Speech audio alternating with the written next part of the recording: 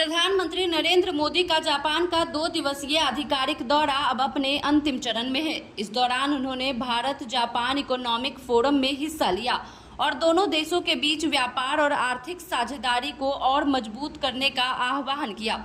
Japan यात्रा का मुख्य उद्देश्य भारत और जापान के बीच ऐतिहासिक मित्रता को नई ऊर्जा देना और भविष्य की चुनौतियों के लिए संयुक्त रणनीति तैयार करना था।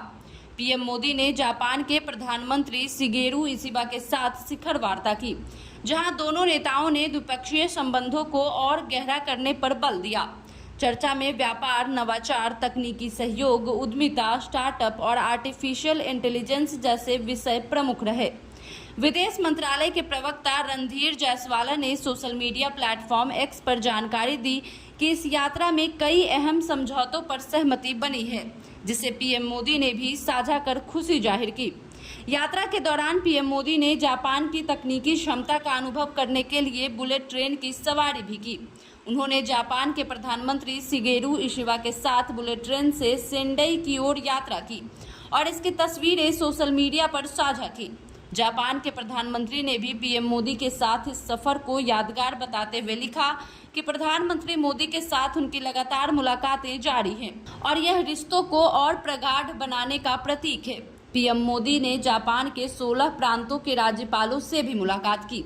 इस मुलाकात में राज्य प्रांत सहयोग की नई पहल शुरू करने पर सहमति बनी है। उन्होंने कहा कि यह पहल भारत जापान मैत्री को नई ऊंचाई पर ले जाएगी। व्यापार, नवाचार, उद्यमिता, स्टार्टअप तकनीक और कृत्रिम बुद्धिमत्ता यानी आर्टिफिशियल इंटेलिजेंस जैसे क्षेत्रों में दोनों देशों के बीच सहयोग की अपार संभावनाएं मौजूद हैं। इसके अलावा प्रधानमंत्री ने टोक्यो में ट्रेनिंग ले रहे भारतीय ट्रेन ड्राइवरों से भी मुलाकात की और उनके साथ तस्वीरें साझा की। उन्होंने अपने प्रयासों की सराहना करते हुए कहा कि जापान में सीखने का उनका अनुभव भारत के लिए अमूल्य योगदान साबित होगा। आज अपने दौरे के अंतिम दिन PM Modi Tokyo electron factory का दौरा करेंगे और इसके बाद जापान के प्रधानमंत्री शिगेरू इशिबा की ओर से आयोजित विशेष लंच में शामिल होंगे। इसके तुरंत बाद प्रधानमंत्री नरेंद्र मोदी जापान से चीन के तियानजिन शहर के लिए रवाना होंगे। वहां वह 31 अगस्त और 1 सितंबर को आयोजित होने वाले संघाई सहयोग संगठन यानी SCO शिखर सम्मेलन में हिस्सा लेंगे।